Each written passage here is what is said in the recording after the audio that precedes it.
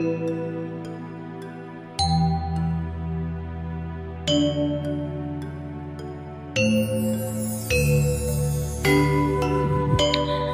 zaman dahulu kala, di pantai timur Pulau Jawa, terdapat sebuah kerajaan yang dipimpin oleh seorang raja bernama Prabu Menak Prakosa.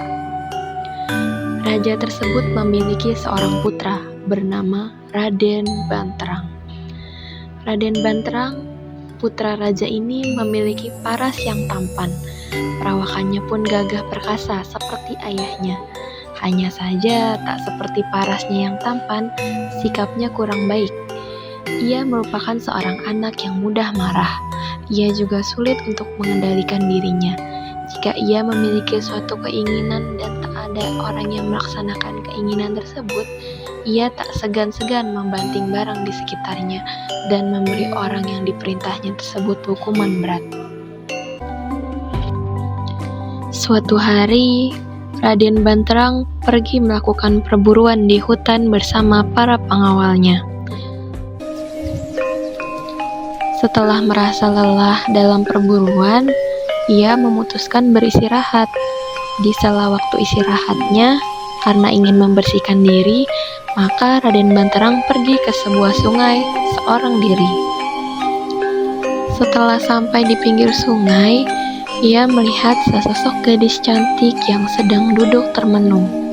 Raden Banterang pun memberanikan diri menghampiri gadis tersebut dan mulai membuka percakapan dengannya.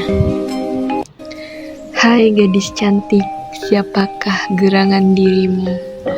Apa yang kau lakukan seorang diri di sini? Dan di mana rumahmu?" Dengan sedikit terkejut namun tetap sopan, gadis tersebut pun menjawab pertanyaan itu. "Nama hamba Surati. Hamba adalah putri Raja Kelungkung. Hamba di sini untuk berlindung dari kerajaan prajurit yang menyerang kerajaan hamba. Sementara ayah hamba telah gugur jauh-jauh hari karena pertempuran tersebut." Mendengar cerita gadis tersebut, Raden Banterang merasa iba bercampur rasa bersalah. Terlebih karena ia tahu bahwa kerajaan yang menyerang kerajaan Kelungkung adalah kerajaannya. Bahkan sebelum Raden Banterang pergi, ayahnya pun memberikan kabar bahagia bahwa kerajaan Kelungkung berhasil dikalahkannya. Itu artinya ayah Surati terbunuh oleh prajurit dari kerajaannya. Raden Banterang pun membawa Surati pergi ke istananya. Hari demi hari mereka bersama. Raden Banterang semakin dibuat jatuh cinta oleh Surati, pun sama halnya dengan Surati. Hingga tiba suatu hari di mana Raden Banterang melamar Surati dan gadis cantik itu menerima lamaran sang putra raja. Mereka pun akhirnya menikah. Semua rakyat tentu bergembira dengan pernikahan tersebut.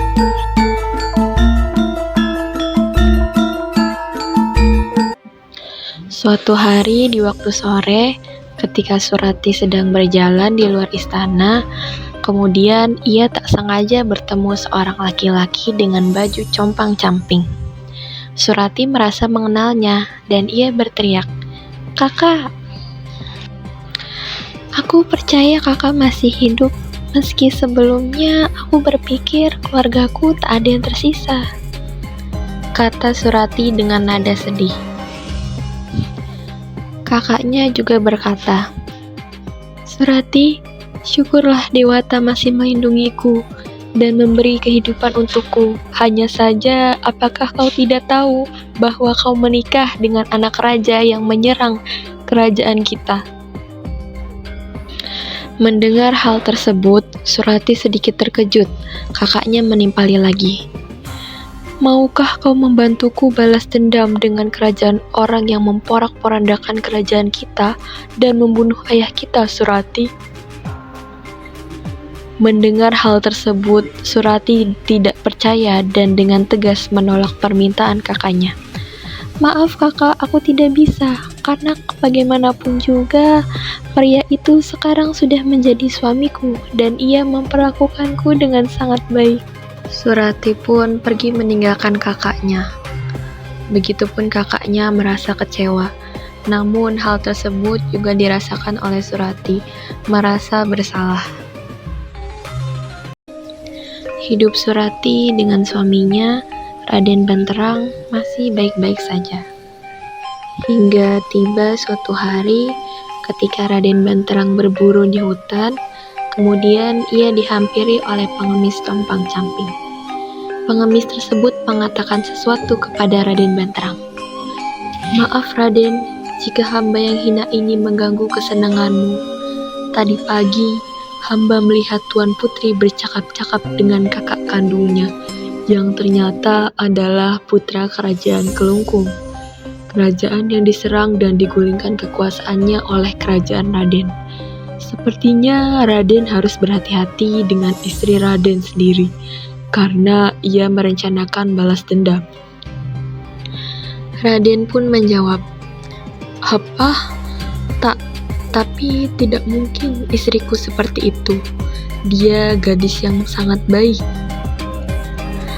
Dendam bisa membuat murka dan siapapun menjadi berubah sifat aslinya Raden. Pengemis compang-camping tersebut pun menimpali lagi, "Jika Raden tidak percaya perkataan hamba, pergilah pulang dan lihat di bawah bantal istri Raden. Ada sebuah keris kerajaan Kelungkung." Mendengar hal itu, Raden Banterang pun pulang. Ia segera melihat di bawah bantal sang istri, dan ternyata benar ada keris kerajaan Kelungkung. Ia pun segera menghampiri Surati dengan perasaan marah. Tanpa mendengar penjelasan Surati, Raden Banterang yang masih sangat marah menyeret istrinya ke tepi sungai. Ia pun segera menghakimi Surati saat itu juga. "Kau istri tak tahu diuntung, mengakulah. Kau ingin balas dendam padaku, bukan?" "Hah, apa maksudmu suamiku?" Surati masih tidak mengerti.